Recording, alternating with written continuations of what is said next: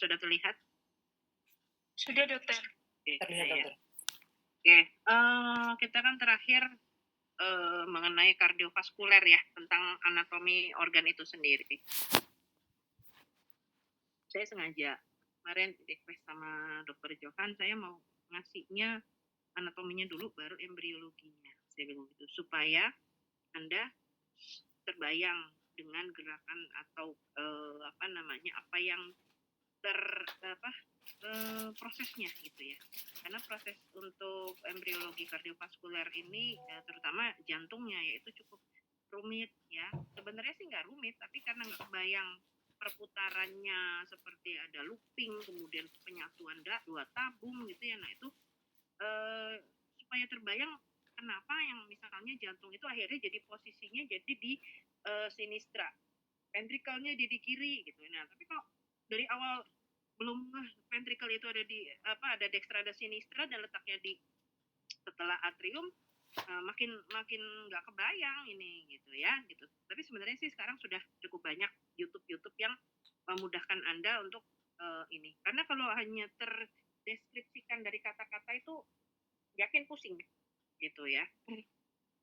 Oke, kita mulai ya. Nah, di sini jadi mengingat kembali awal dari embriologi umum ya. Nah, mungkin di tingkat 1 kemarin sudah diberikan ya sebelumnya, mungkin sama dokter, terus lupa siapa yang memberikan kemarin tuh yang nggak diubah jadi PN Jatim lagi ya. Nah, di sini ada kecepatan mengenai pertumbuhan dan perkembangan. Ada dua kata ini ya, pertumbuhan dan perkembangan. Nah, di sini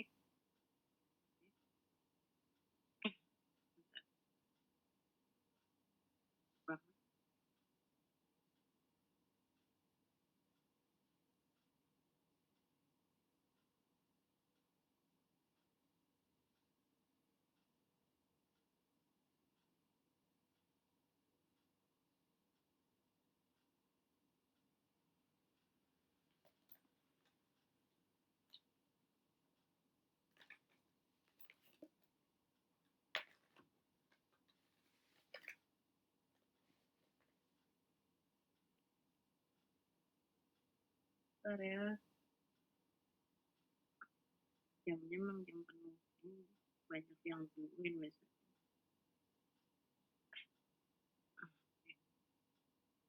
Ya, jadi di sini ada prinsipnya yaitu masa ada tumbuh kembang ya, ada mulai dari fetus sampai kemudian jadi embrio dari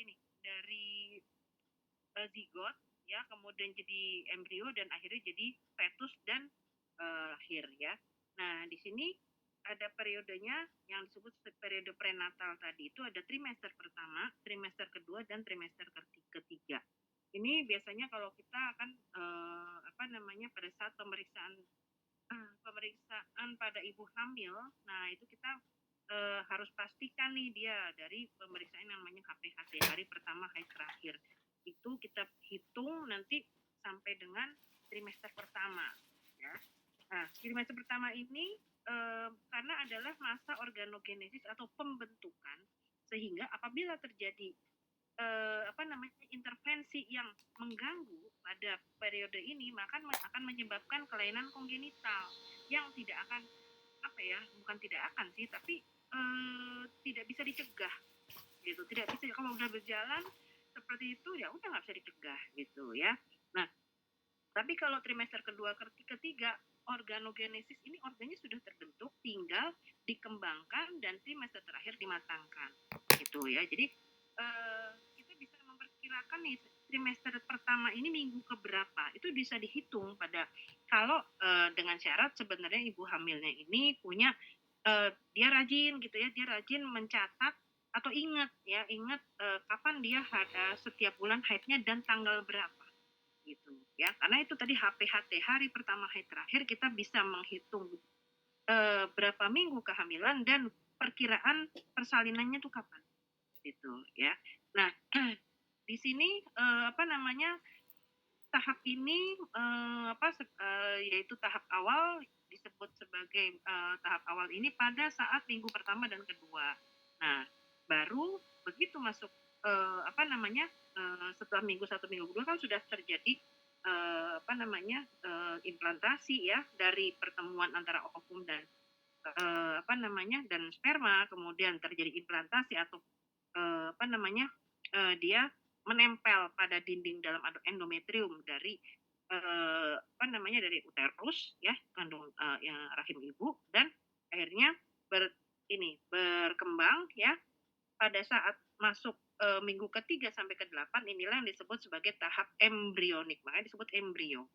Nah, ini yang tepatnya adalah periode organogenesis. Kalau tadi kan trimester pertama udah gitu aja. Nah, ini trimester pertama tapi terutama adalah mulai minggu ketiga sampai minggu ke-8. Ya, organogenesis. Dari tidak punya organ menjadi ada organ. Nah, ini adalah rentan terhadap teratogen ataupun berbagai macam zat atau kondisi yang menyebabkan punya resiko kematian dari janin yang baru terbentuk ya. Konsepsi yang keluar itu yang kita sebut sebagai abortus ya. Kalau dia bisa bertahan tidak tidak abortus, maka akan menyebabkan satu kelainan kongenital ya. Oke. Nah, diingat lagi di sini terminologinya ya, kalau zigot itu telur yang telah dibuahi ya. Telur kalau misalnya masih belum dibuahi kan namanya ovum, begitu masuk satu sperma yang bisa lewat ya, masuk menembus zona-zonanya ya. Nah, akhirnya jadi zigot. Nah, kemudian di sini menjadi morula yang terdiri dari 12 sampai 12 stomer. Jadi kan dari morula, blastula, gastrula ya. Nah, dan akhirnya pada minggu minggu ke-8 nih, 3 sampai 8 akan di akhir minggu ke-8 terbentuk sebagai manusia ya. Nah, setelah minggu ke-8 akan jadi dia disebut sebagai fetus ya. Fetus kalau bahasa Indonesianya janin, dan begitu dilahirkan namanya jadi bayi. Nah, di sini ini tadi ya posisinya di minggu ke-8 ya, setelah itu berkembang. Ya, jadi sini organogenesis. Ini penekanannya di sini. Walaupun belum sempurna. Nah, jadi di sini dia disempurnakan akhirnya pada trimester terakhir ini ya baru dimatangkan. Ya. Kenapa kita perlu tahu penekanannya pada minggu bukan pada hari atau bulan? Kan kalau bisa ambil berapa bulan gitu ya. Nah, karena ini di masa embrio ini adalah masa kritis ya dalam pertumbuhan dan perkembangan manusia ya.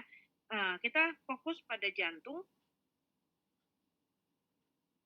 ya di sini. Nah, kalau dia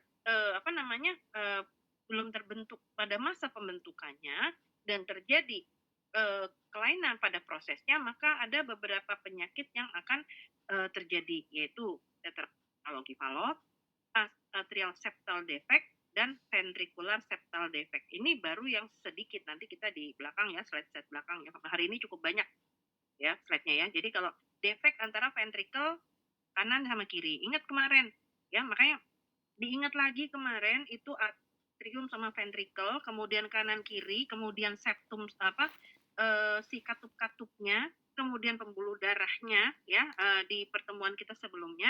Silakan kalian buka ya. Jadi kalau lupa-lupa ingat, nah diplototin deh tuh gambar jantung posisinya dan bagian-bagiannya ya. Nah, karena di sini nanti, nah bayangin kalau misalnya kita tahu nih ASD ya, ASD atrial septal defect. Normalnya kan atrium dextra sinistra kan atriumnya berbeda ininya, tidak ada lubang kecuali pada saat lahir. Nah, di sini kita tahu kapan waktunya si atrium ini akan tertutup. Kapan waktunya ventricle ini akan tertutup yang sebelumnya dalam satu rongga gitu ya. Nah, kita ingat lagi di awal di sini ya bahwa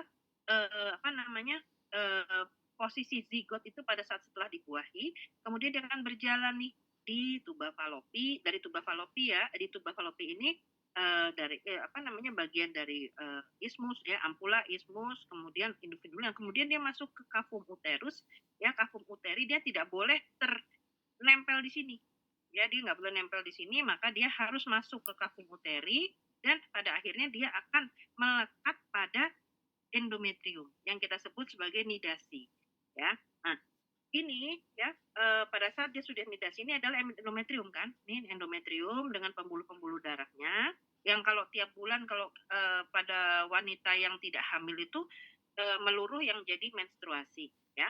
Nah, di sini penempelannya ya pada saat dia menempel, ini minggu pertama akan seperti ini, ya. Ini ada bagian yang disebut sitotoroploblas, kemudian sinsisiotropoblas, dan ini adalah embrioblas, ya, bakal-bakal jadi calon bagian-bagian organ, ya. Nah, ini akan dapat makanan dari dinding endometrium ini, ya. Ini kan pembuluh-pembuluh darah, ya. Kemudian pada minggu kedua dia akan tertanam seperti ini, ya. Nah, tertanam seperti ini kita fokus pada bagian ini nih, ya, precordial plate, ya, yang bentuknya pipih di tengah, ya. Nah, kalau kita perbesar seperti ini. Ini adalah endometrium atau bagian dari ibu. Kemudian, nah ini pada saat dia bernidasi tadi dan menempel, ya, ini terdiri atas bagian-bagian ya. Ini kan fili-fili chorioalis yang akan menghubungkan adalah pembuluh-pembuluh darah ibu dengan janin ya. Kemudian di sini ada tangkai tangkai penghubung ya, connecting stalk ini yang menghubungkan antara bagian ibu dan bagian janin. Nah, di bagian ini terdapat dari terbagian paling mendekati arah ibu ini adalah amnion dengan cairan amnionnya yang nantinya akan melapisi si janin ini secara keseluruhan. Ya, kemudian terdalamnya adalah yolk sac atau kuning telur. Nah, inilah ya yang bakal calon organ-organ ya, bakal-bakalnya. Nah, ini terbagi atas ectoderm ya yang langsung berhubungan dengan amnion adalah ectoderm, kemudian terdalamnya yang berhubungan dengan yolk sac adalah endoderm, dan yang di tengah adalah mesoderm. Nah, mesoderm inilah salah satunya yang akan menjadi jantung gitu ya. Dan di sini kavum ekstraembrionik ya dengan chorionnya yang ini nanti akan kita bisa deteksi apabila terjadi kemungkinan kelainan kongenital dengan cara kita mengambil cairan amnion. Kita bisa mengambil cairan amnion ya kalau pada saat kondisi sudah besar ya. Kalau masih seperti ini nggak bisa. Kan ini kan baru minggu pertama kedua. Ya, bahkan kita tahu bahkan kalau wanita hamil yang tidak rutin tahu bahwa dia sedang hamil ya dengan periode menstruasinya, nah itu tidak mengetahui, padahal di sini nanti akan punya resiko terpapar zat-zat berbahaya. Bahkan cuma minum Panadol aja, misalnya dulu sakit kepala ya, dia nggak tahu lagi hamil trimester pertama, minum Panadol, minum obat sakit kepala, jadi Down syndrome gitu ya. Oke. Nah, di sini ya, di sini yang pembagiannya. Jadi dari ectoderm tadi ya, di sini akan ectoderm bagian luar tadi sisi terluar yang berhubungan paling dekat dengan amnion tadi akan menjadi kulit, epidermal cells of skin ya, kemudian jadi saraf ya, dan melanosit. Nah, endoderm jadi digestif ya, jadi pencernaan, faring, tiroid, dan saluran pernafasan. Nah, di sini mesoderm ya, mesoderm yang akan jadi si jantung. Ya, di sini ada dorsal, paraksial, intermediate, lateral, dan kepala ya. Nah, ini mesoderm lateral ini yang akan membentuk dan selain juga jantung juga sel-sel darah merah ya.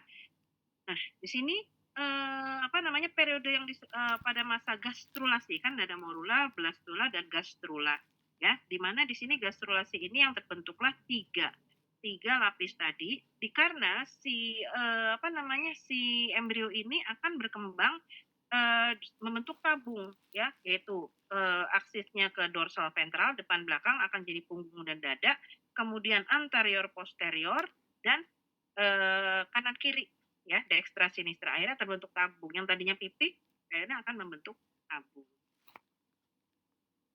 Oke, nah di sini ininya ya, jadi si apa namanya, si apa namanya, bagian pipih dari si, apa namanya, si bakal, janin ini ya, ini ada bagian yang disebut sebagai, apa namanya, paraxial mesoderm, lateral plate mesoderm, ya, chorda mesoderm, dan intermediate mesoderm yang bagian tengah, ya. Nah, bagian tengah ini, apa namanya, disinilah akan terbentuk ya si, jantung tadi, ya. Sistem sirkulasi ini, ya. Nah, kapan dimulainya jantung itu terbentuk ya, embriologi jantung di pertengahan minggu ketiga kehamilan, ya. Nah, terjadinya apa namanya, dimulai ini karena janinnya akan bertambah besar, ya, dan makanan yang diterima secara difusi tadi melalui pili-pili korion ya, itu tidak mencukupi lagi sehingga janin membutuhkan suplai darah jantung dan pembuluh darah sendiri untuk pertumbuhan. Jadi tidak hanya dari ibu, ya. Walaupun nanti dari luarnya tetap makanan nutrisi itu akan disalurkan oleh ibu, ya, melalui apa namanya, melalui melalui dari apa yang dimakan, kemudian apa yang di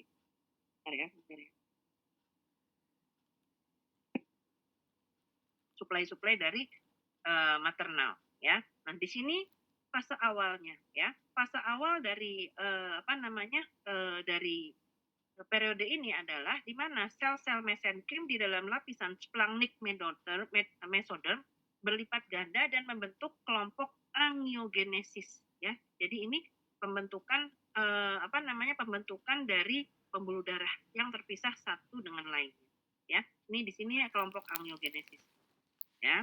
Di sini. Nah, ini lapisan lapisan splanchnic nih. Jadi di mesoderm bagian lateral mesoderm dan bagian splanchnic ini, karena tadi kan bagian lateral mesoderm itu tidak hanya si ini, tapi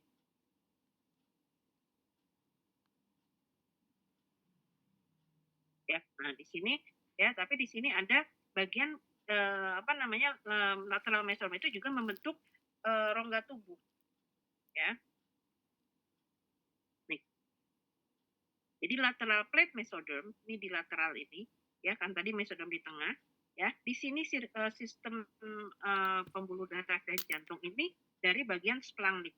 Sedangkan ada dua bagian lagi, yaitu somatik ya, yang membentuk kafum, ya. Jadi membentuk rongganya si calon apa namanya, rongga-rongga yang akan ditempati oleh organ-organ, ya, serta ester embrio, embrionik. Ya. Nah, di sini kelompok angiogenesis yang awalnya terletak pada sisi kiri dari putiga akan dengan cepat menyebar ke arah kepala. Gini. Jadi dia nanti akan membentuk lempeng tipis, ya. Nah, di sini adalah kelompok sel-sel angiogenesis, ya, membentuk sel dan pembuluh darah, ya. Kemudian di bagian ini di apa namanya, di sekitar dari lempeng otak, ya. Nah, kemudian kelompok ini kan berongga bersatu membentuk jalinan. Iya, Bu, taruh aja di atas itu dulu, Bu. Ya, ya. Membentuk jalinan pembuluh darah kecil yang bentuk seperti tapal kuda ya, gitu. Ya. Dan bagian tengah jalinan ini dikenal sebagai daerah kardiogenik, ya. Dan di atasnya, di atas rongga ini terdapat selom embrional, ya. Selom embrional di sini ya. Ini kan tadi splanchnicnya, ya. Di bagian atasnya berkembang menjadi rongga perikardium. Ya, bayangin itu perikardium. Ingat kemarin jantung itu kan terdiri dari lapisan di luarnya perikardium, kemudian miokardium dan endokardium. Nah, sedangkan perikardium juga ada dari parietal dan visceral. Nah, dia akan membentuk rongga, ya. Rongga inilah yang disebut rongga perikardium yang asalnya dari kavitas intraembrional, ya, di bagian ini. Oke. Nah, sebenarnya ini ada 3 tahap utama dari pembentukan jantung utamanya, ya. Secara sederhana, ini sederhana seperti ini, ya. Yang pertama adalah tahap pembentukan tabung jantung sendiri, itu ya, tabung primitif, ya. Ini dimulai sekitar hari ke-16, jadi sekitar 15-16 ini, ya, sel-sel mesodom lateral akan membentuk sepasang untayan endotel di ujung kranial dari embrio, ya. Nah, ini dua tabung. Nah, dua tabung ya ini akan yang tadinya tabungnya seperti ini nih, ya. Kemudian jadi bersatu, ya. Dua tabung jadi satu menjadi tabung primitif, ya. Nah, tabung ini nanti akan mengalami elongasi, ya, memanjang, maksudnya memanjang, melebar, dan ada bagian yang melebar dan ada bagian yang menyempit, ya. Ada yang dilatasi dan ada yang kontriksi, ya, di beberapa tempat, ya, dan akhirnya akan membentuk dasar dari bakal struktur dari jantung, yaitu apa? Truncus arteriosus, bulbus cordis, ventricle, dan atrium primitif, tapi masih primitif, ya, gitu. Jadi di sini, ya, di sini adalah saccus aorta, ya, di sini adalah ventricle-nya letaknya di atas. Jadi kamu lihat sekarang jantung yang ada, yang kamu ketahui kemarin itu bahwa ventricle-nya tuh ada di inferior, ya, dekat dia justru di atas diafragma, ya. Nah, di sini ventricle dextranya ada di tengah dalam bentuk tabung ini. Sedangkan ventricle sinistranya yang ada di bawah, ya. Dan atrium yang kita tahu posisinya ada di bagian superior dari jantung, ya, di basis jantung. Kalau apex jantungnya kan ventricle kiri, ya. Nah, ini ternyata awalnya dia adanya di ujung bawah, ya. Ini awalnya. Kemudian tahap cardiac looping yang berikutnya, ya. Jadi setelah bentuknya seperti ini, maka akan si jantung ini akan melakukan pembelokan, looping, ya. Jadi membentuk loop gitu, ya. Nah, ini bekerjanya ini, tahap ini adalah antara hari 23 sampai 28. Kita perkirakan, nah ini kan 21, nggak tank 21, kayak misalnya nanti jantung berdenyut 22, ya tank 22. Nggak seperti itu, ya, perkiraan, ya. Karena kita juga kan sebenarnya pada saat mudigah jadi zigot itu kita nggak tahu pasti kepastiannya kapan, ya. Jadi hanya perkiraan aja, berhenti menstruasi, makanya kalau si wanita ditanya menstruasinya kapan terakhir menstruasi, nah apalagi dimintanya yang hari pertama mens di mens terakhir. Nah, itu tuh kan kita hanya memperkirakan, ya. Jadi ini kisaran, ya. Kalau di sini 23 antara 23 sampai 28, ya ini 21, ya beda-beda dikit lah, ya, gitu, ya. Nah, ini ada tahap cardiac looping, tahap looping ini. Jadi tabung jantung yang tadinya lurus, dia akan melipat dan memutar membentuk lekukan seperti huruf U, ya. Lalu akhirnya menjadi huruf S ini. Ini kursor saya kelihatan, ya. Nah, perubahan bentuk inilah yang akan memindahkan jantung yang tadinya posisi awalnya seperti ini dan akhirnya akan jadi seperti ini. Dan posisinya itu dari sisi leher, ya, jadi ke posisi torak, ya, ke posisi torak. Ini bentuknya jadi right ventricle jadi ada di bawah, ya, left ventricle ada di sini, ya, atrium kanan kiri. Ini kan jadi bakalnya, ya, atrium kanan, atrium kiri, ya, kemudian jadi seperti ini. Ini karena tadi loop bentuk huruf U, ya. Nah, kemudian ada tahap penyekatan, septum. Kan septum, ya, septum itu penyekatnya kayak ini kan kalau jantung yang udah jadi seperti ini yang kita kenal selama ini, jantung normal manusia, ya, di antara dua atrium ada septum interatriorum.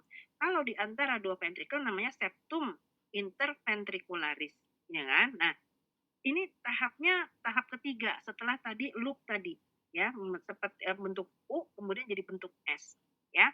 Nah, mulainya sekitar hari ke-28, ya, dan pada hari ke-50 akan jadi seperti ini, ya.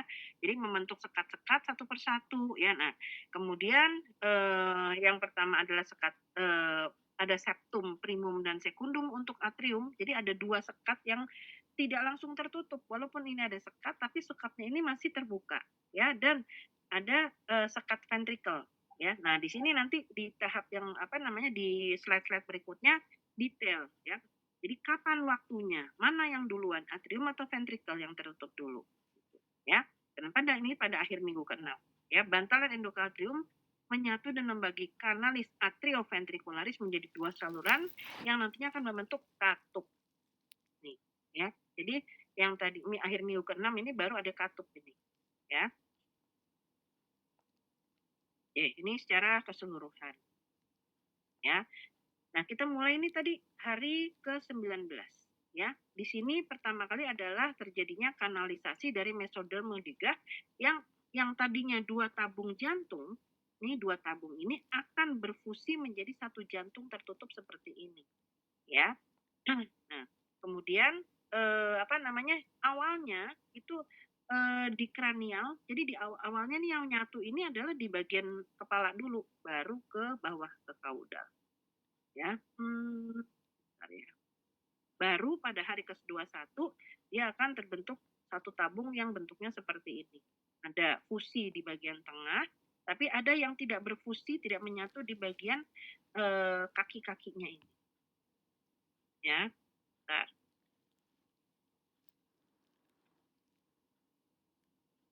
Mungkin saya kasih lihat videonya dulu. Oke. Ini dulu. Oke. Pertama.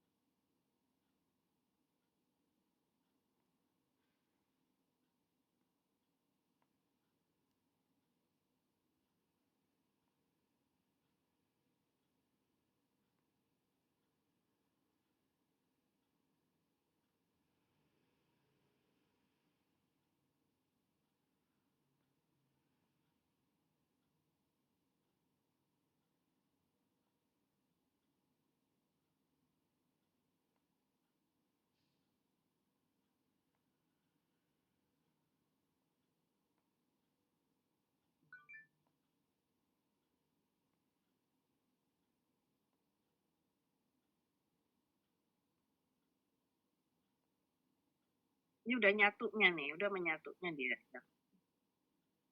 Namanya tadi yang mengembang, ya ada yang konstriksi, ada dilatasi, ya. Dan ini akan mulai berdenyutnya pada hari ke-22. Kemudian yang bentuknya jadi U, kemudian jadi bentuk huruf S.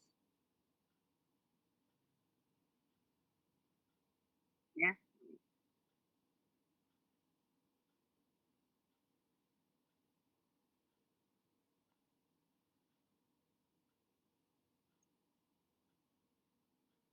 Baru akan terbentuk saluran-saluran yang bakal calon arteri, pulmonalis, vena, truncus, ya, dan akan berkembang jadi sistem sirkulasi pembuluh darah.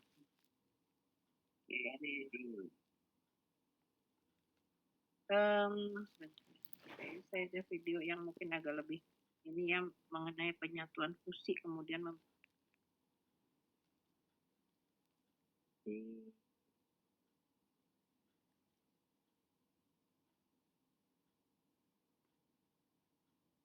lupa dipindahin nih.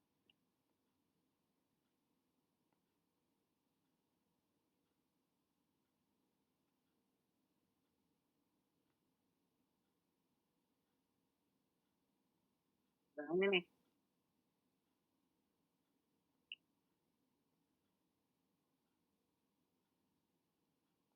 Nah, ini nih. Fusi 2 ini ya. Jadi dari kranial ke kaudal.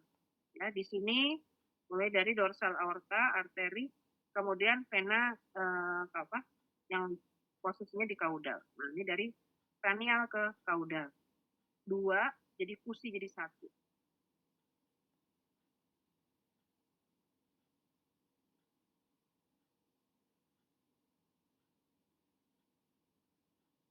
Di sini nih baru pembentukan dari konstriksi, dilatasi, ya. Ini bagian-bagian jadi bulbus, ventricle, dan atrium. Atrium di bawah, ventricle di tengah. Ya. Ini mengalami elongasi, ya.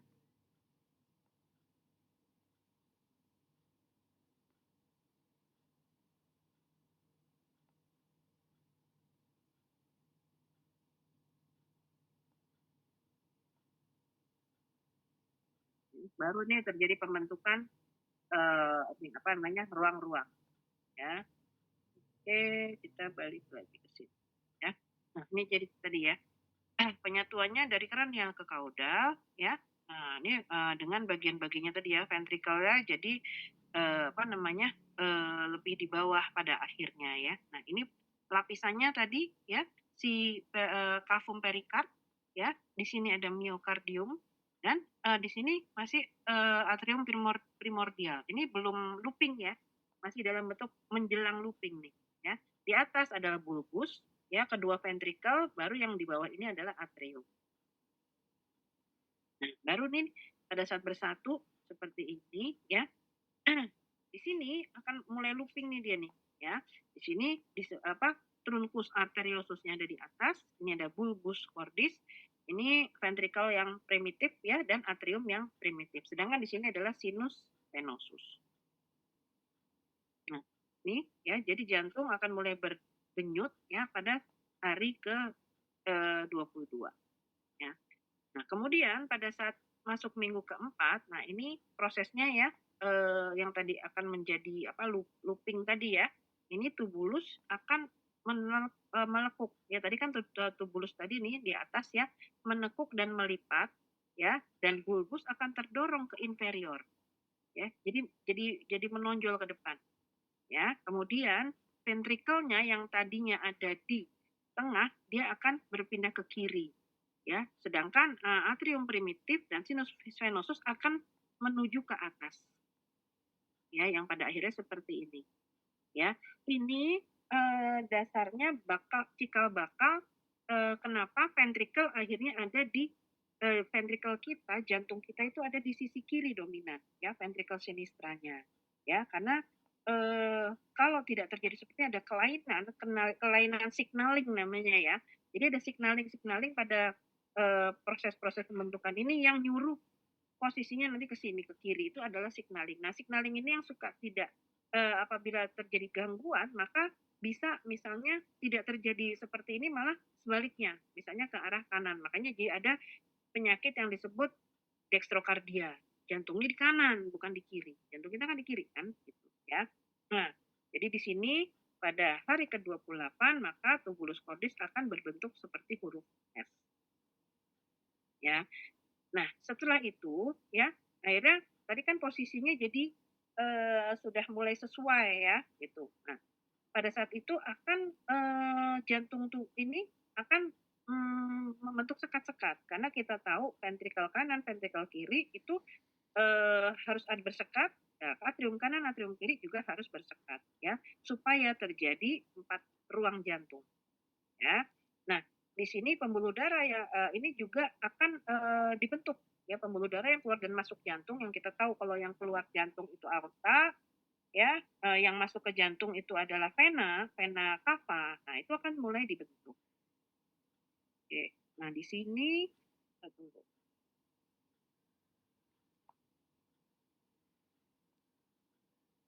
Ya, ini prinsip penyekatannya seperti ini, ada yang apa namanya mulai rigi ini akan menyatu di bagian tengah bersama-sama, atau hanya satu bagian saja yang apa namanya mendekati bagian yang sebelahnya yang lawannya, sehingga akan terbentuk sekat ya.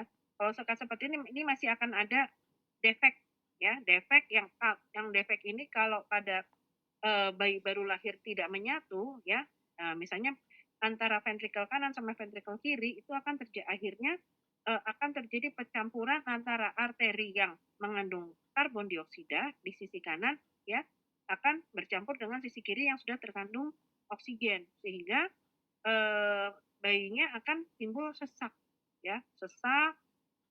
Mungkin sesaknya nggak seperti orang ngos-ngosan gitu, tapi misalnya pada saat dia menyusui, misalnya gitu ya, itu ada apa namanya biru di sekitar mulutnya ya, atau apa namanya di perioralnya ya.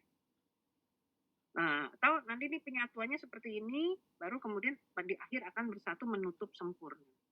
Ya. Oke. Nah, di sini dia disekat ini mulai terbentuknya itu karena ada pertumbuhan massa jaringan yang aktif dan saling mendekat. Dan pertumbuhan aktif satu massa tunggal yang terus meluas, tadi itu ada dua contoh yang B sama C ya. Dan apabila terjadi kesalahan pertumbuhan ini akan menyebabkan kelainan jantung kongenital, ASD atau VSD tadi, atrial septal septal defect dan ventricular septal defect. Bahkan kalau ada kelainan tidak hanya jadi ada ASD, kemudian ada apa ductus arteriosus botali yang tadi yang harusnya sudah tertutup tetap terjadi, itu ada yang namanya tetralogi Fallot. Tetralogi Fallot ada 4 jenis kelainan yang dalam seseorang bayi yang biasanya jarang bayi itu akan tumbuh sampai dewasa gitu ya. Saya bilang jarang karena saya ada pasien satu-satunya pernah dulu ya mungkin beberapa belas tahun yang lalu itu wanita dia dirawat tapi ternyata dia tetralogi Fallot tapi bisa bertahan. Ya mungkin tingkat defeknya itu lebih lebih rendah ya.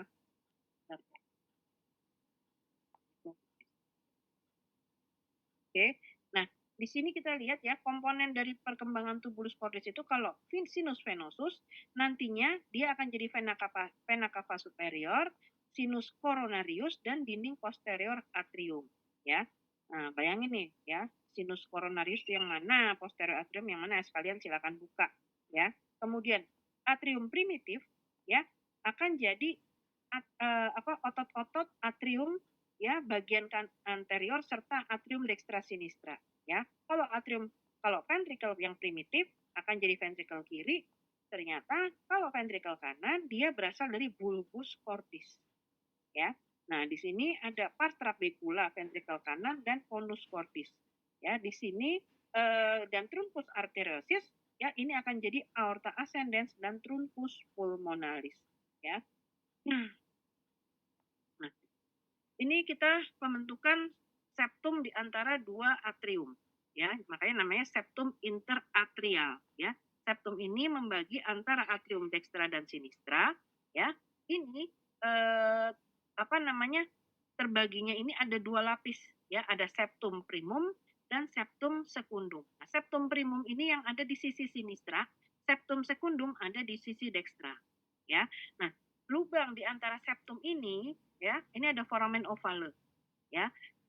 Dan ini bakal ventricle. Ini bakal atrium atau atrium primitif, ini ventricle primitif ya. Nah, kalau septum interatrial ini ya dengan lubangnya ini dia nanti ada menyebabkan aliran darah ya akan berbeda nih. Kamu bayangin kalau kemarin kan kalau jantung kita itu kalau orang dewasa normal atau bayi baru lahir menangis ya itu makanya jantungnya atrium dextra akan menuju ke ventricle dextra, dari ventricle dextra baru ke pulmo kan melewati truncus pulmonalis, arteri pulmonalis, kemudian ke vena pulmonalis, kemudian ke pulmo, baru masuk ke jantung lewat sini. Tapi di sini ada ternyata enggak, karena dia belum, kan dia paru-parunya belum berfungsi si janin. Makanya nih dia akan mengalirkan darah dari kanan ya, bukannya ke bawah tapi juga ke kiri ya, ke bawah juga tapi dia ke kiri juga ya, masih bercampur antara atrium dextra dengan atrium sinistra melewati foramen ovale ya, keluar kemudian ke kanan sini, ke kiri kemudian ke seluruh tubuh ya.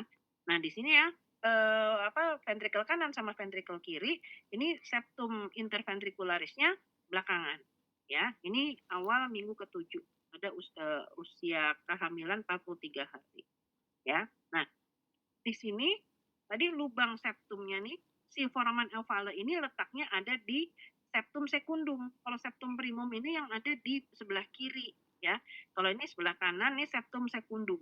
Nah ini foramen ovale di sini ya. Bagian atas septum primum berangsur-angsur akan menghilang ya. Nih jadi ininya nih lama-lama menghilang dan yang tertinggal menjadi katup foramen ovale. Ya, darah mengalir melalui celah ini dari atrium kanan ke kiri dan mendorong septum primum ke kiri. Ya, jadi begini, nah ini lama-lama ngilang ya, terus gitu. Jadi yang tertinggal akhirnya hanya lubang ini, ya, foramen ovale terus gitu, ya. Nah ini masih terbuka, gitu. Ya, nah di sini ya kita lihat perbedaannya pada saat sebelum lahir dan setelah lahir. Ya, kalau di sini tadi septum secundum melewati foramen ovale, terjadi shunt dari kanan ke kiri, ya, di sini tekanannya tinggi nih di atrium dextra, ya. Kemudian ke atrium kiri, nah di sini terjadi perbedaan, ya, pada saat lahir karena bernapas. Pada saat bernapas, maka tekanan yang lebih tinggi itu adalah di atrium kiri. Nah, setelah atrium kiri meningkat tekanannya, maka yang tadinya tadi ada septum primum, ya, ini akan tertutup si septum primumnya, plek gitu. Ini tadinya terbuka nih kan ke sana alirannya tadi, ya, naik gitu ya.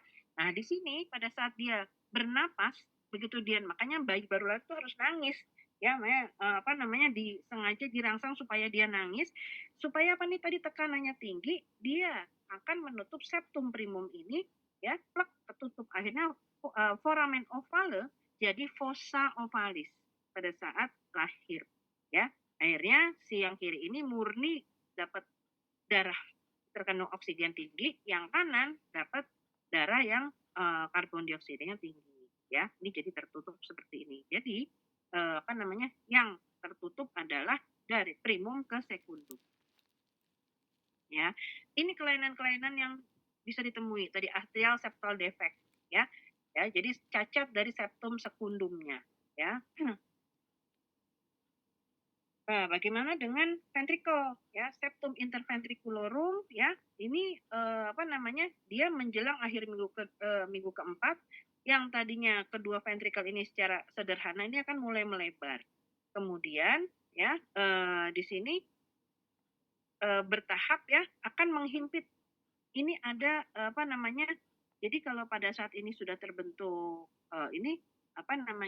atrium dextra sinister dengan septum-septumnya, ya. Di tengah ini, ya, ini juga ada cushion namanya, ya. Cushion ini penonjolan yang letaknya di antara atrium dan ventricle.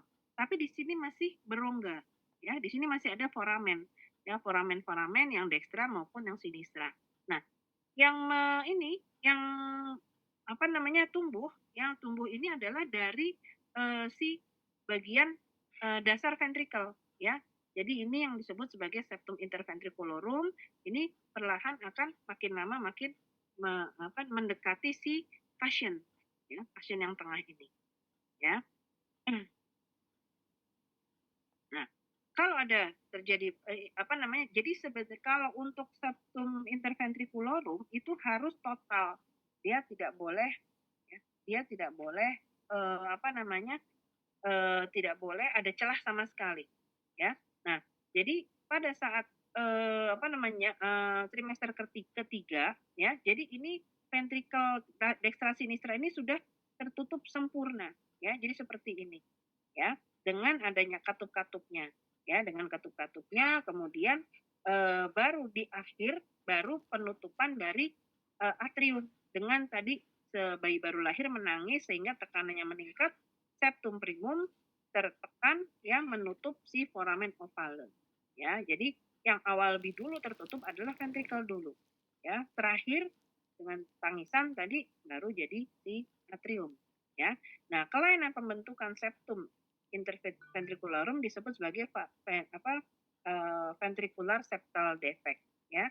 Terjadi bila pertumbuhan septum tak sempurna, darah yang diangkut ke arteria pulmonaris lebih banyak daripada yang diangkut melalui aorta, ya.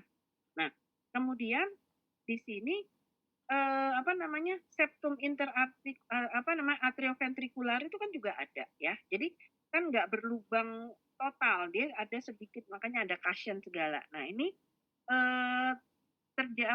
juga selain pembentukan katup atrioventrikular tadi yang jadi mitral dan tricuspid, ya, itu ada terbentuk musculus papillaris dan chorda tendinae yang berasal dari dasar dari ventricle, ya. Nah, mudah-mudahan masih ingat tuh bentuknya nih, apa di sini, ya. Ini, ya, chorda tendinae. Di sini kan musculus papillaris dan ini serat-seratnya namanya chorda tendinae yang akan menempel pada valvula atau septum si valve, ya, katup-katup pada tricuspid maupun mitral, calon tricuspid, calon mitral, ya.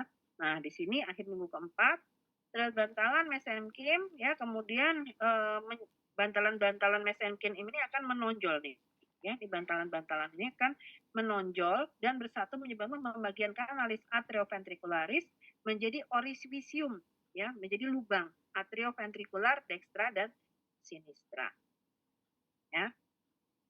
Kemudian nah setelah bantal endokardium ini kan karena dari endokardium ya, dari endokardium kan bersatu setiap orificium atrioventricular dikelilingi oleh proliferasi jaringan mesenkim sehingga akan terbentuk katup-katup ya, katup atrioventricular ya. Nah, ini ya, ini musculus papillaris dan chorda tendini ya. Jaringan yang terletak di atas permukaan ventrikel yang berproliferasi menjadi berongga. Kenapa? Karena ada aliran darah. Jadi makanya kamu kan bentuknya namanya disebut trabecula carnae ya, trabecula yang namanya dan ada muskulusnya. Ini kan trabecula ya, gitu. Di sini karena tadi adanya apa namanya pertumbuhan ya. Kemudian jaringan otot pada tali-tali ini berdegenerasi diganti jaringan penyambung ya, yang meliputi endokardium disebut musculus papillaris. Ya.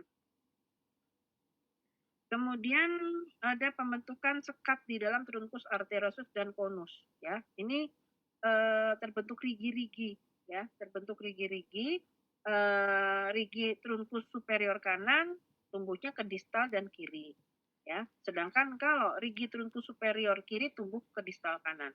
Jadi ini tonjolan-tonjolan ya, tonjolan-tonjolan ini kan numbuh ke sana, numbuh apa namanya ke ini, jadi proses riginya nih dari superior ke distal ya, kemudian kalau superior kiri dari superior ya, trunkus ini ya, trunkus superior kanan atas ya, di sini apa namanya melumbuh ke distal kiri ya, yang trunkus superior kiri akan ke distal kanan menyilang ya. Nah di sini apa namanya juga akan terbentuk ya arteri pulmonalis dan aorta yang akan jadi apa namanya valvula semilunaris ya. Nah dalam pertumbuhannya kealasannya berputar nih satu sama lain. Makanya kalau kamu lihat bentuknya apa namanya di awal dan di akhir bentuknya depan belakang ya. Jadi yang tadinya apa namanya yang sebelumnya dia ini karena dia pertumbuhannya seperti ini ya, arteri pulmonalis dari depan belakang ya. Kalau di akhir arteri pulmonalis itu kan letaknya di anterior ya. Kalau aortanya di posterior, ini di akhir. Jadi di awalnya ini begini ya. Nah, kemudian berputar ya, berputar jadi sejajar kanan kiri, pada akhirnya dia akan bersejajarnya gini. Arteri pulmonalis yang jadi trunkus pulmonalis ada di anterior jantung, aortanya ada di posterior dari jantung. Mungkin apa namanya kalau yang lupa dilihat lagi ya. Nah, kemudian aorta pulmonal akan membagi trunkus menjadi saluran aorta dan saluran pulmonal ya tadi ya, aortika pulmonal tadi ya. Jadi saluran aorta dan saluran pulmonal. Nah, di sini setelah sekat trunkus selesai, maka si rigi konus akan saling mendekati ya, paling mendekati sehingga rigi konus kanan berakhir pada pinggir atas orificium atrioventricular kanan, lubang atrioventricular kanan ya. Sedangkan rigi konus kiri akan ke septum interventricularis pars muscularis. Makanya jadi bentuknya jadi seperti menyilang. Mana ya, mungkin saya kasih lihat bentuk akhirnya yang pada akhirnya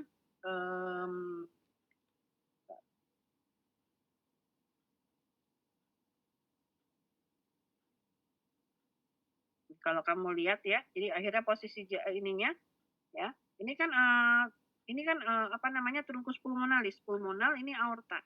Ini jadinya depan belakang seperti ini ya. Ini kalau kita lihat dari atas, ini kan bagian anteriornya, makanya si apa namanya si pulmo ada di depan, si aorta ada di belakang. Jadi akan salurannya akan seperti ini dan dia akan dengan tadi rigi yang apa namanya menyilang tadi ini posisinya jadi seperti ini, yang aorta ini aorta apa namanya ascendens ya. Ini lubang atau sekat valvulanya ada di bagian sisi dalam. Nih, ini ya. Tadi karena perputaran tadi. Ya. Kemudian kalau yang si pulmonal ini letaknya di depan dan tempatnya di sini. Ya, tadi karena pertumbuhannya yang menyilang tadi. Ya.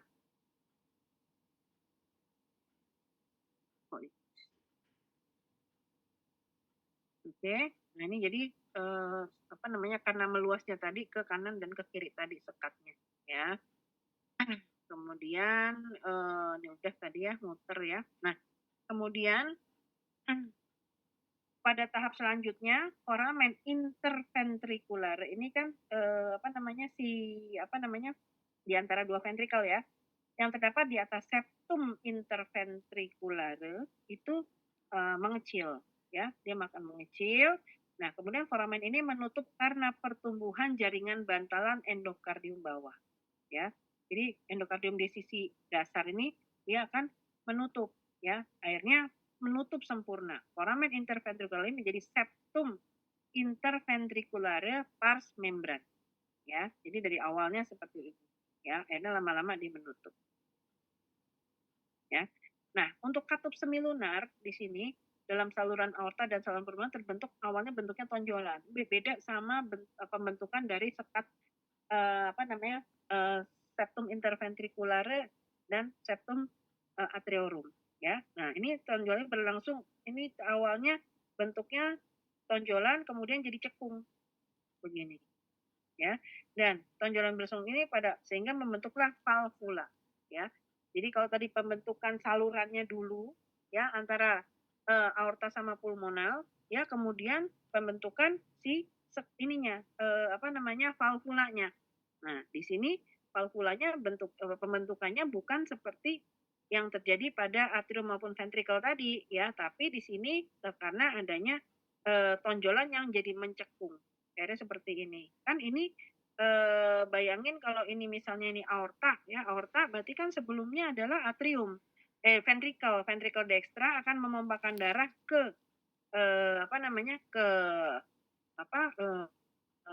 pulmo ya, ke aorta pulmonalis, maka di sini dia akan melewati valvula semilunaris pulmonal yang akan terbuka ke sana.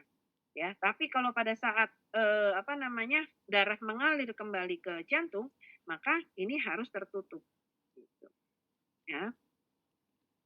Nah, kelainan tadi perputaran segala macam ini ada satu kelainan yang disebut tadi yang saya sebut sebagai tetralogi Fallot.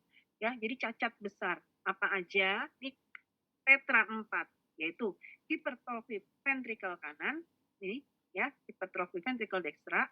Kemudian aorta timbul dari kedua ventrikel, ya. Jadi dua ventrikel ini ada aorta di sini. Padahal kan harusnya aorta itu hanya di satu sisi, ya. Aorta kan hanya di ventrikel sinistra, tapi ini ada dua, ya. Kemudian ada penyempitan saluran floor ventrikel kanan, ya, stenosis. Jadi stenosis pulmonalis, ya. Dan cacat besar pada septum interventricularis. Ada ventricular septal defect. Ya, ada VSD overriding aorta namanya. Ya, jadi VSD overriding aorta yang harusnya aorta itu hanya ada di sini tapi dia ke sini karena ini terbuka ya, kemudian penyempitan stenosis pulmonar ya, dan si ventrikel kanan jadi membesar. Karena apa? Karena normalnya dia kan lebih kecil, lebih tipis dindingnya ya. Sedangkan di sini dia lebih berat kerjanya karena adanya darah yang lebih dari normalnya seharusnya. Nah, makanya orangnya suka sesek ya, orangnya pasti sesek dengan tetralogi Fallot. Banyak yang nggak mencapai usia dewasa ya. Ada juga trunkus arteriosus persistent ya. Dan silakan dibaca lagi satu-satu ya. Nah, kemudian di sini proses lanjutnya adalah transposisi pembuluh-pembuluh besar ya. Di sini sekat trunkus dan konus tidak berjalan seperti spiral ya. Jadi di sini kelainan yang berikutnya ya. Ya, jadi dia turun lurus ke bawah. Tadi kan normalnya kan tadi kayak membelit gitu ya. Gitu makanya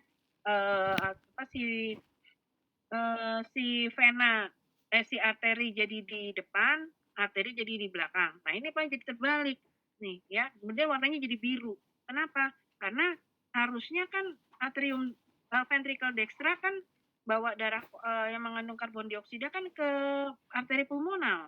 Makanya arteri pulmonal normalnya dia warnanya biru kalau digambarkan, ya. Makanya perbedaannya arteri selalu mengandung oksigen, kecuali arteri pulmonalis. Vena semua mengandung karbon dioksida kecuali vena pulmonalis. Nah, di sini karena adanya transposisi ini jadi salah gitu posisinya, ya. Si aorta malah banyak mengandung karbon dioksida, arteri pulmonalis malah banyak mengandung oksigen, ya. Dan di sini ada bagian yang disebut ductus arteriosus botali yang harusnya dia tertutup. Ini normal adanya hubungan ini, ya, pada janin, ya.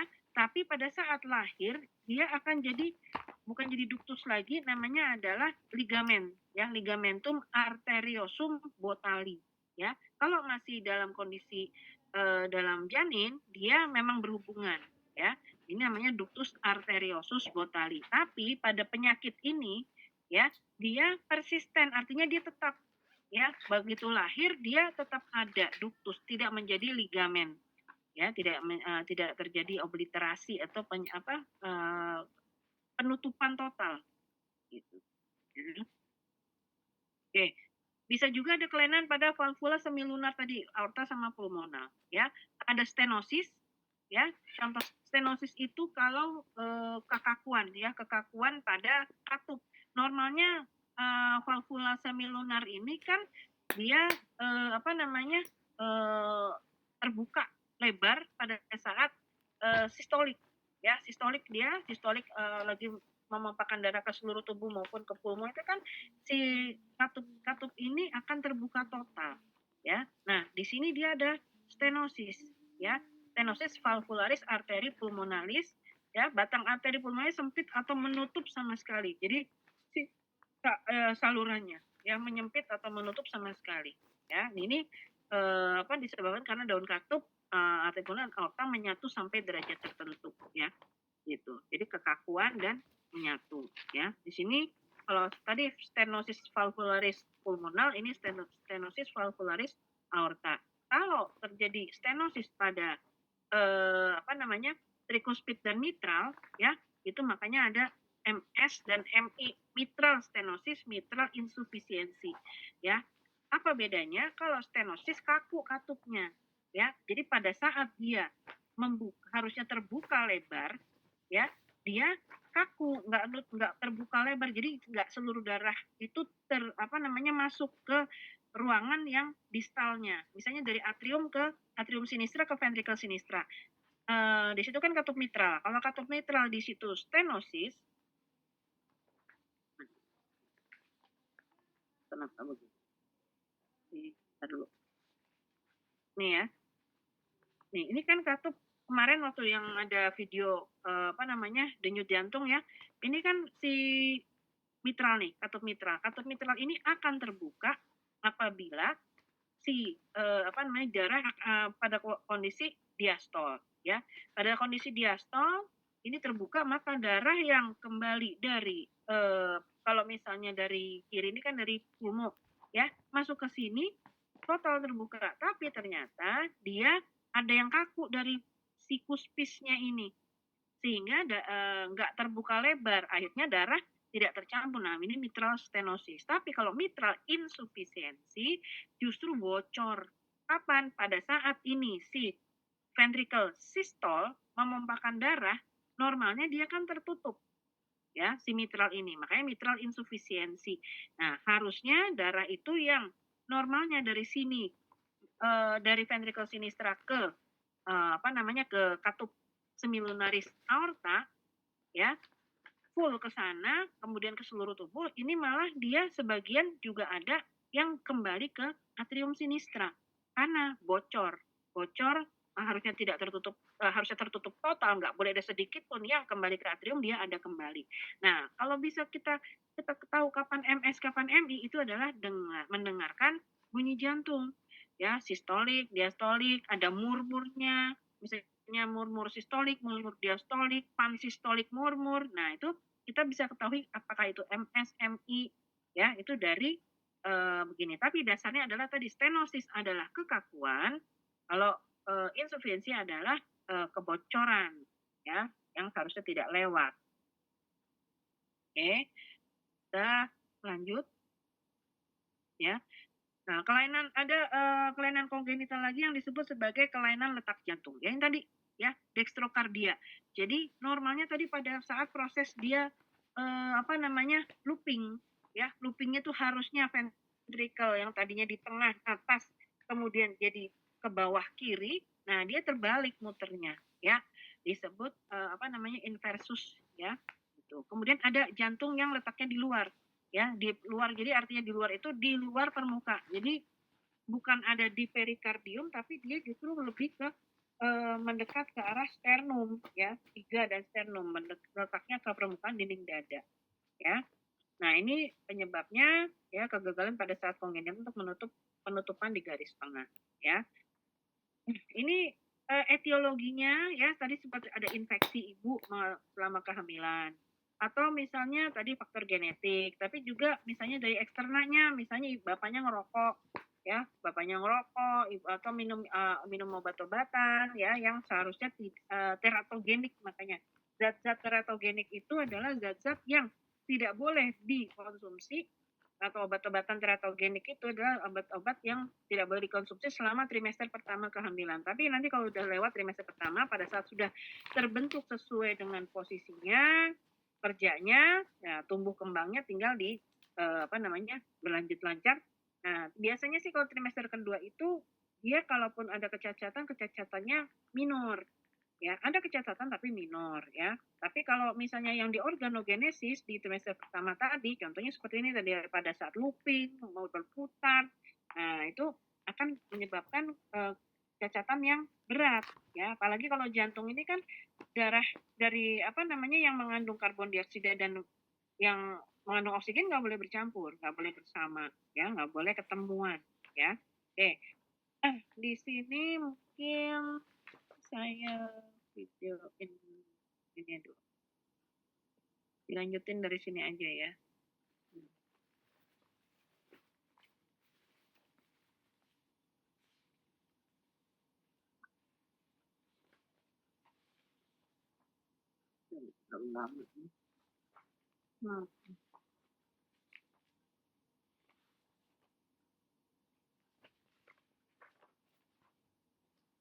Kemudian ini pembentukan sinusoinosis.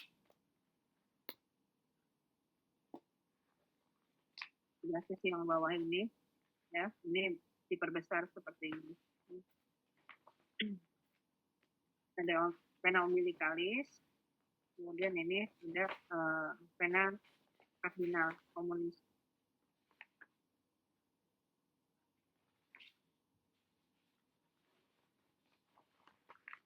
Ini akan dibentuk vena cava superior dan vena cava inferior. Ya. Dan tadi kalau bulbus ya, bulbus nanti akan terbentuk membentuk ventricle dextra.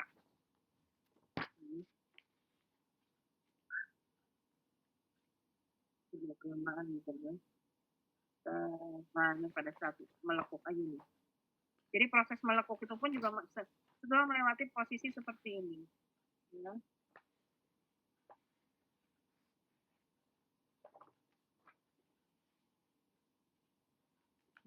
Bisa kecilin.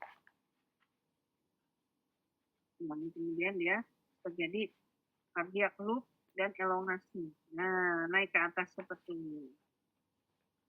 Nah, terbentuklah endocardial cushion. Ya, cushion ini yang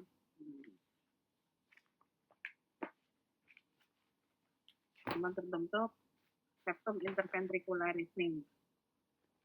Tertutup. Tapi ini belum tertutup total. Ya.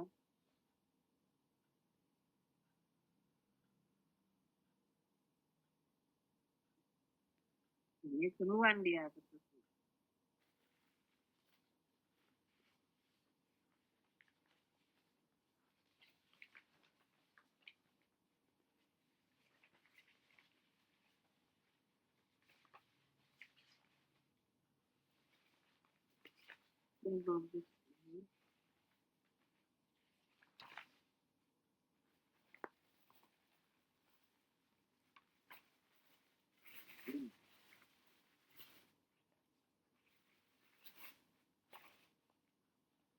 Ini yang berbentuk desiccation yang di middle yang tengah, ya. Tapi di sininya masih ada lubang di antara dextra sinistra untuk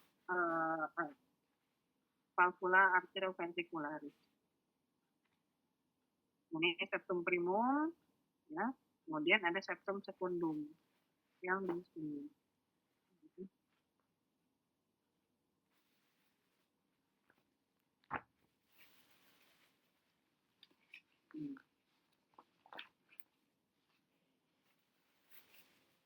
Nah, ini foramen avaler.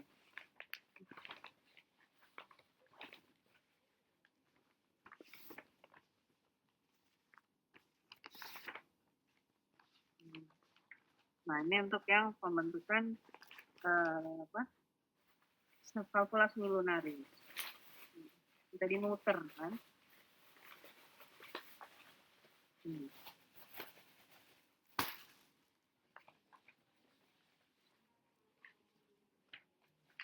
Nah, muter dia. Jadi kanan kiri dulu, rotasi, kemudian rotasinya muter lagi, jadi pulmonal di depan, aorta di belakang.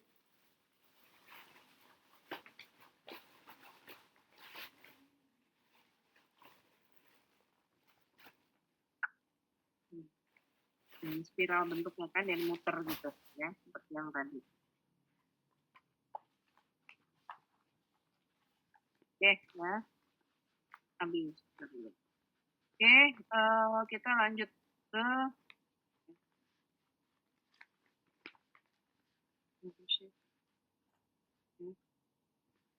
pembuluh darahnya itu sendiri, ya. Nah, si pembuluh darah itu sendiri, ya. Nah, dimulainya minggu 3 juga, ya. Nah, pertumbuhan pembuluh darah disebut vaskulogenesis, ya. Asalnya dari sel-sel mesoderm juga yang disebut sebagai angioblast, ya. Proses pertumbuhannya vaskulogenesis, ya. Sel-sel mesodermnya yang membentuk ini adalah angioblast, ya, berhubungan untuk membentuk pembuluh darah primitif dan si pembuluh ini tumbuh untuk menginvasi seluruh embrio. Jadi pembuluh ini nggak cuma untuk jantung aja, tapi juga untuk yang lainnya, ya. Nah, di sini dia punya aorta dorsalis dextra sama sinistra, ya. Aorta dorsalis dextra ini dia lengkung aorta, ya, membentuk aorta dorsalis communis dan arteria umbilicalis pada permulaan hubungan aorta dorsalis communis. Nah, ini akan terbentuk ini nih aorta dorsalis nih, ya, aorta dorsalis untuk kemudian bergabung, ya. Di sini ada lengkung aorta, ini cikal bakalnya, ya. Nah, di sini par support aorta dorsalis kanan, ya. Jadi kalau untuk embriologi itu ada misalnya tumbuh dulu satu, nah nanti tumbuh yang berikutnya, nah setelah tumbuh yang berikutnya yang ini akan mengalami menghilang. Ada kayak gitu, ada proses-proses seperti itu. Nah, kalau dia tidak menghilang, maka dia akan menjadi gangguan, ya. Nah, itu kesulitannya seperti itu, ya. Jadi kapan ini proses ini, misalnya di par superior aorta dorsalis itu degenerasi, gitu ya. Kemudian aorta dorsalis kiri dan menetap, dia membentuk aorta descendens, kan tadi ke atas kemudian ke bawah, ya. Nah, di sini nih yang disebut sebagai lengkung aorta, ya. Selama minggu keempat, truncus arteriosus jantung akan berhubungan dengan aorta dorsalis tadi yang di belakang tadi, ya, melalui arcus aorticus. Nah, arcus aorticus yang disebut sebagai lengkung aorta berasal dari sacus aorticus, ya. Ini banyaknya ada 6 pasang, ya, kanan kiri gitu, ya. Nah, di awalnya ini dari aorta dorsalis communis ini pada saat lahir kan nggak ada, ya, karena menghilang, ya. Sedangkan yang masih bakal masih ada adalah truncus arteriosus, ya. Nah, lengkung aorta 1 dan 2, ya, ini kemudian akan mengalami regresi sebagian kecil menetap untuk membentuk arteri maxillaris. Arteri maxillaris kan yang ke sisi maksilar, ya. Kemudian lengkung aorta 3, 4, dan 6 berkembang menjadi arteri pada orang dewasa. Sedangkan lengkung aorta 5 itu tidak pernah terbentuk pada manusia, ya. Ini jadi ada yang menghilang, ada yang muncul, ada yang menetap gitu ya. Nah, ini tadi ya. Jadi lengkung aorta 1 ini menjadi bagian dari arteri maksilaris. Kalau lengkung aorta 2, jadi arteri stapedial. Arteri stapedial ini yang ada di telinga. Kan kamu ingat kalau osikula tuh kan ada malleus, incus, dan stapes. Nah, ini arteri stapedius ini ada di telinga. Ini dari aorta lengkung aorta kedua. Ya, kemudian lengkung aorta ketiga pada saat lahir dia aja menjadi arteri karotis komunis dextra dan sinistra. Sedangkan kalau arcus aorta yang lengkung aorta keempat ya untuk yang kanan dia akan jadi arteri subclavia dextra pars proximal, sedangkan yang kiri jadi arcus aorta yang akan berhubungan dengan aorta dorsalis ya. Kemudian untuk yang lengkung keenam, sisi kanannya akan jadi arteri pulmonalis dextra, yang sinistranya ya lengkung yang kirinya akan jadi arteri pulmonalis sinistra dan ductus arteriosus ya. Nah, ini harus ada saya nggak nemu videonya ya.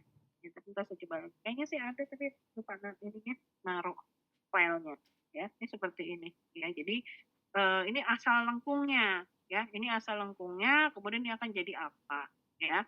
Tadi yang keempat itu akan jadi arteri subclavia ya. Kemudian ini ada truncus brachiocephalica yang akan jadi arteri subclavia dextra dan jadi karotis komunis kan. Nah, ini kan karotis komunis sinistra dan karotis komunis dextra.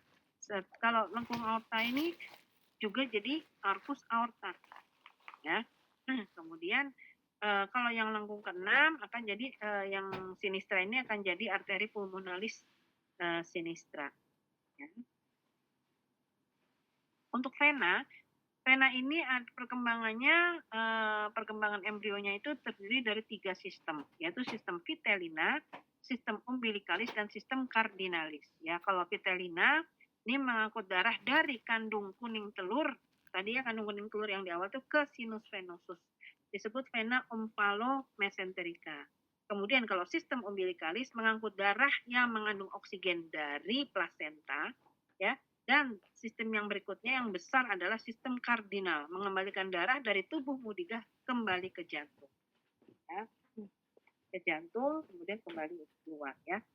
Nah, ini tadi ya. Jadi vena-venanya ya, vena cardinalis itu aja ada vena cardinalis communis, anterior dan posterior. Ya, kemudian di sini vena umbilicalis kan ada 3 ya nih. Ini vena arteri yang untuk yang sistem vitellina. Ya, ada arteri vitellina dan vena vitellina. Ya, ini yang berhubungan tadi dengan ya, yang berhubungan dengan kuning telur vitellina. Ya, ini yang ini umbilicalis 1, 2, dan 3 ya sistem venanya. Nah, di sini sistem vitellina ya ada yang dextra sama sinistra mulai muncul pada minggu keempat dan dia akan hilang pada minggu ke-12 tadi. Jadi ada yang muncul kayak tadi si lengkung kelima dia tidak pernah muncul lagi gitu ya. Ini kayak seperti ini sistem vitellina hanya pada masa minggu keempat sampai minggu ke-12 ya. Setelah itu dia yang kiri berdegenerasi, yang kanan akan membentuk sistem-sistem vena di sistem vena porta ya di hepar ya, sinusoid hati. Terus kemudian ada bagian dari vena cava inferior dan jadi ductus venosus arantii yang menghubungkan vena umbilicalis ke vena cava inferior dan jantung ya. Itu semua nanti akan menghilang ya, kemudian akan tertinggal dengan jadi bagian-bagian tadi ya. Ini seperti ini ya. Jadi ini dari tadi kanan dan kiri dan umbilicalis ya. Kemudian minggu keempatnya ya. Kemudian minggu kelima dia akan terjadi penghilangan ya, berdegenerasi nih si vena vitellina yang kiri ya. Kemudian pada minggu ke-12 maka si vena vitellina artinya dia menjadi vena cava inferior, kemudian ductus venosus arantii yang ada di hati, vena porta hepatis. Ya, itu. Jadi berubah dia ya, awalnya seperti ini ya. Ini hilang, ini tertinggal. Nah, ini akan jadi 4 ini. Ya. Kemudian kalau sistem umbilicalis ini dia di awal telah terbentuk vena umbilicalis kanan kiri tadi ya, di depan gambarnya ya. Pada bulan kedua, di vena-venanya ini ya, yang kanan berdegenerasi, yang kiri berhubungan langsung dengan ductus venosus ya, yang ada di jantung ya. Setelah lahir, vena umbilicalis kiri dan ductus venosus ini menutup. Nah, kalau kamu udah belajar di bagian pencernaan ya, ini akan membentuk ligamentum teres hepatis dan ligamentum venosum arantii yang tadinya adalah arteri. Mungkin saya kasih lihat di hepar ya. Itu bagian yang sangat terkenal di hepar ya. Ini yang disebut ligamentum teres ya, ligamentum teres hepatis. Kalau venosum arantii ada di dalam sini ya, di susah nih. Nih ya, ini ligamentum venosum arantii ya. Tadinya dia adalah si vena umbilicalis ya. Sedangkan kalau ini adalah ini polisi yang bawah nih ya, ligamentum teres hepatis ya. Jadi dia obliterasi dari vena umbilicalis ya. Obliterasi itu berarti jadi jaringan ikat yang bukan jadi pembuluh darah lagi ya. Ini asalnya tadi dari situ ya. Kalau vena porta tadi kan ini ada vena porta, vena cava inferior ya. Kemudian vena portanya di tengah. Susah deh.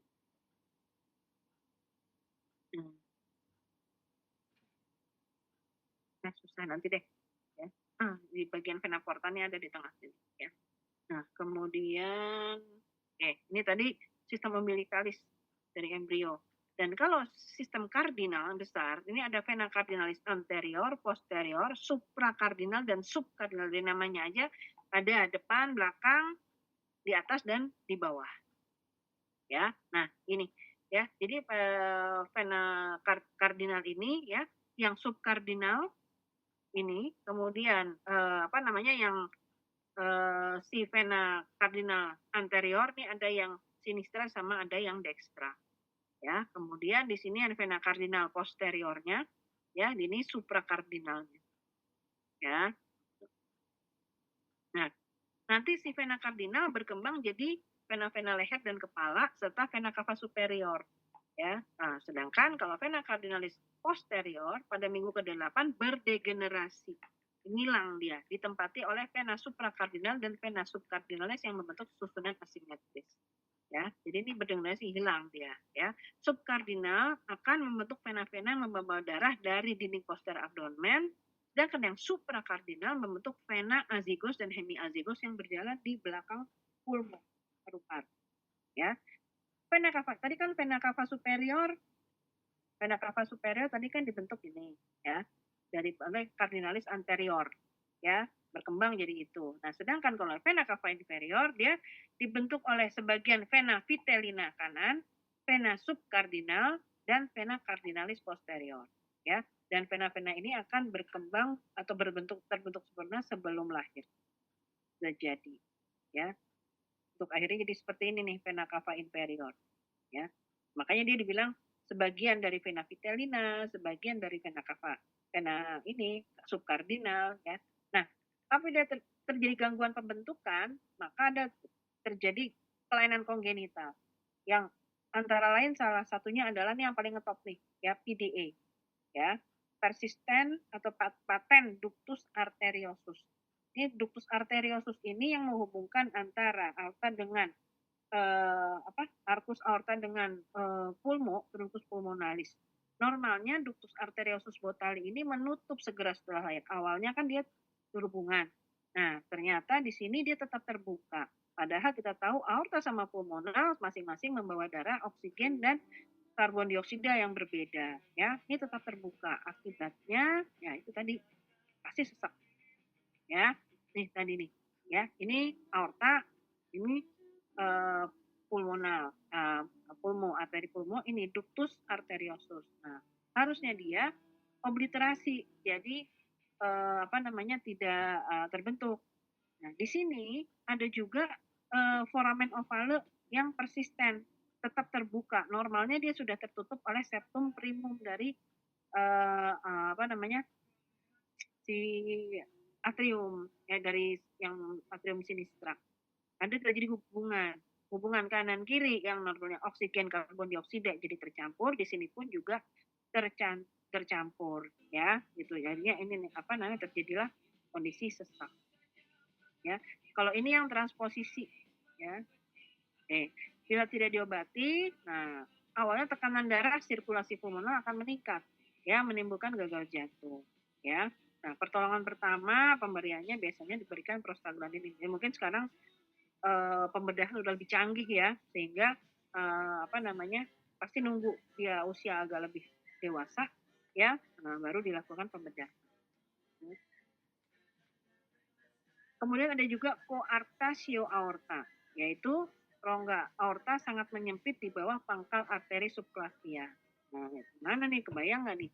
Rongga aorta sangat menyempit di bawah pangkal arteri subclavia. Jadi kan arteri subclavia itu kan habis trunkus brachiosephalika tuh, ya. Makanya kalau cuma tulisannya doang kamu bisa puyeng. Nah,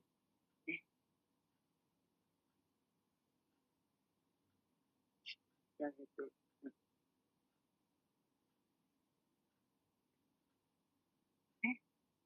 Ada juga.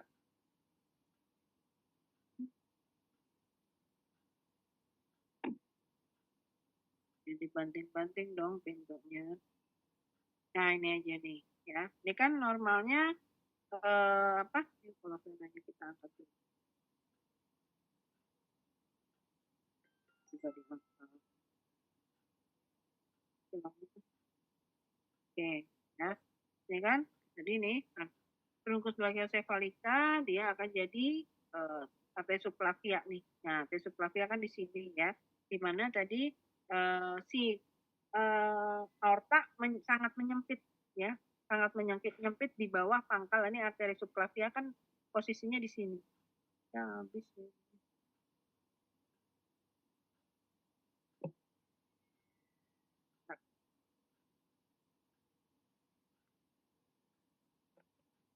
Ya. Nah, ini persis di bawah pangkal arteri subclavia. Ya, di sini arcus aorta. Bawah pangkalnya nih. Di sini berarti. Nah, di situ ada kelainan ya, tadi sih coarctatio aorta. Nah, penyempitan ini bisa ada dua kemungkinan, preduktal dan postduktal. Kalau preduktal itu di atas muara ductus arteriosus ya. Kalau postduktal di bawah muara ductus arteriosus. Nah, kalau yang preduktal ini ductus arteriosus tadi yang harusnya ketutup antara aorta dengan pulmoner ini masih kebuka, tapi kalau yang postduktal ini sudah tertutup. Ya. Nah, kalau ini berarti kalau yang masih terbuka ini yang punya risiko apa namanya tekanan meningkat ya, dan terjadi sesak nih seperti ini. Ya, ini kan arteri karotis ya, kemudian di sini ada ductus arteriosus. Nah ini normalnya akan jadi seperti ini nih, si ductus arteriosus ini jadi ligamentum arteriosum. Ya, ini kan aorta pulmonal dextra sinistra gitu ya. Nah, ini kan arcus aorta. Nah, normalnya nih hubungan ini tidak terjadi sudah tertutup seperti ini ligamentum ya, tapi di sini tetap terbuka. Tapi di sini ada jenis paskaduktal atau postduktal dan preduktal ya. Preduktal ini yang apa namanya terjadi hubungan ya. Kemudian ada kelainan arteri subclavia kanan ya yang harusnya menyilang, kelainan kongenital semua ya. Ya, kemudian ada apa namanya abnormalitas arteri subclavia ya. Kan kalau kita ketahui kan dari aorta ascendens ini kan akan jadi trunkus brachiosephalika, carotis communis dan subclavia sinistra. Nah, ternyata di sini ada arteri subclavia di sini, keluarnya ke sini nih ke belakang. Ya. Ini akan menyebabkan ini kan apa namanya gangguan menelan ya. Anak kan bisa muntah terus ya. Padahal kelainannya adalah kelainan di arteri subclavia yang tumbuhnya abnormal, yang harusnya dia numbuh dari sini kemudian bercabang dua, tapi dia numbuhnya di ujung sini. Karena nih subclavia sinistranya ada ya. Di sini kan carotis communis yang sinistra ya. Yang ini yang arteri carotis communis dextranya kan sebenarnya bercabang dari sini ke atas sama ke subclavia dextra ke kanan. Tapi ini bukannya bercabang dari sini, dia nongol di sini tapi ke kanan. Ya, akibatnya si esofagus ini kejepit ya, karena di sini kan si trakea tulang rawan, ya. Begitu kejepit esofagus, dia ada, disfagi, nyeri menelan, ya. Eee, kesulitan menelan, kalau nyeri menelan kan odinofagi ya, disfagia, kesulitan menelan ya, jadi makanan numpuk terus nih di esofagus ya, mukanya penuh, terus makanan nih nggak turun-turun gitu ya. Nah, keluhannya di situ ya. Kemudian ada 2 arkus aorta, juga kelainan kongenital ya, arkus aorta. Normalnya 1 nih arkus aorta, tapi ada 2, kiri sama kanan ya. Kemudian kalau untuk pertumbuhan, gangguan dari pembuluh venanya ya, vena cava inferior duplex pada daerah lumbal. Ya, di sini bayangin kalau vena cava inferior itu kan satu ke atas kemudian masuk ke atrium dextra. Ini dia 2 duplex karena dia ada di daerah lumbal. Ini karena adanya kegagalan pemutusan hubungan vena subkardinal. Tadi yang pada prosesnya tadi harusnya dia degenerasi, obliterasi, tapi akhirnya terjadi hubungan.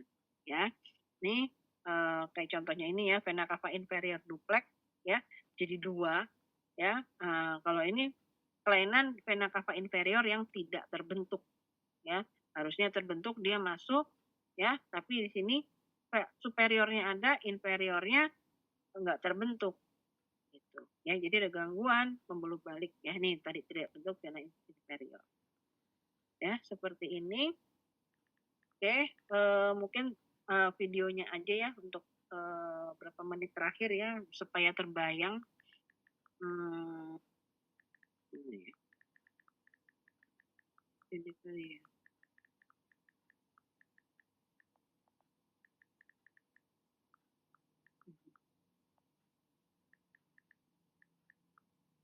Belum ya tadi ya? Udah ya? Udah ya? Kayaknya bukan ini deh. Oh ini kayaknya.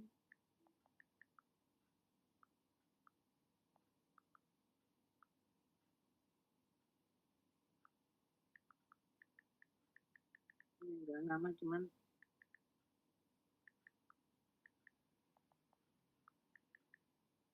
ini aja nih, ya mulai dari sini, ya.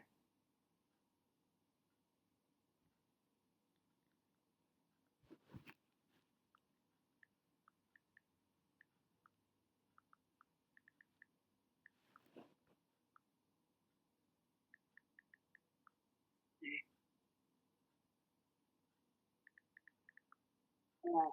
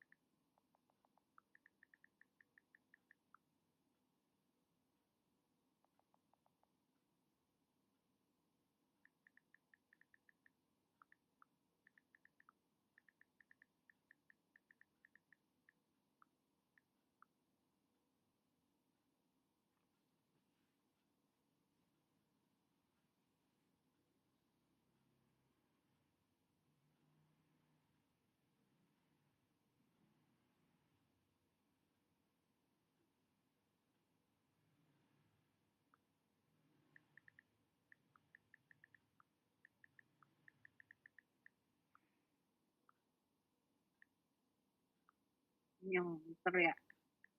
Lewat dulu ya.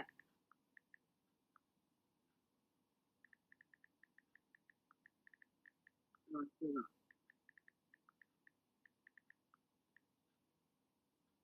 Kayaknya ada di sini deh.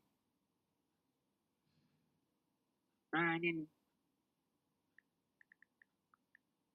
Nah, ini.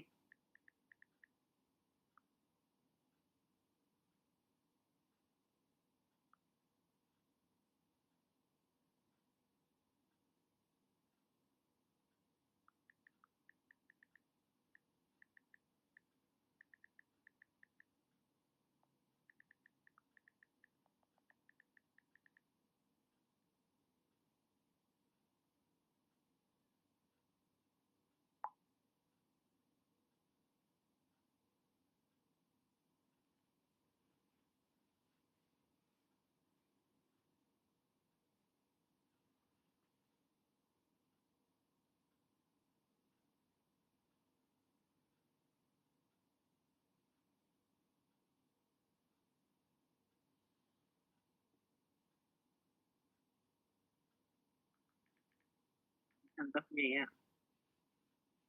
Oke. Mudah-mudahan agak terbayang. Oke. Saya rasa cukup ya.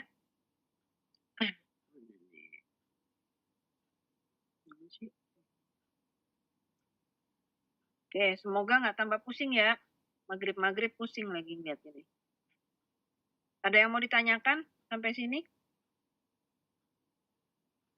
Ada. Hilang.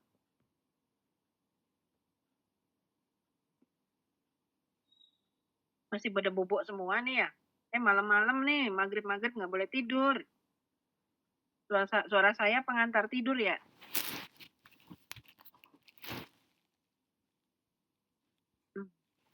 Ada yang mau ditanyain nggak? Apa bingung? Apa yang mau ditanya? Saking banyaknya. Ya, dibaca pelan-pelan ya. Dibaca pelan-pelan, kemudian silakan Anda cari. Mungkin nanti video yang terakhir ini saya kirim ya, supaya ada bayangan. Ya, silakan cari video-video yang lainnya. Sekarang banyak.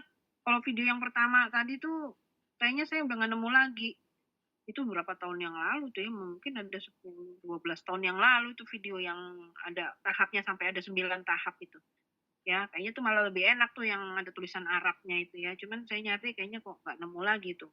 Ya, waktu itu belum model kayak tablet begini. Jadi saya internet, kemudian saya rekam gitu. Ya, belum seperti sekarang. Ya, tapi kayaknya malah lebih tahap demi tahapnya tuh lebih terperinci.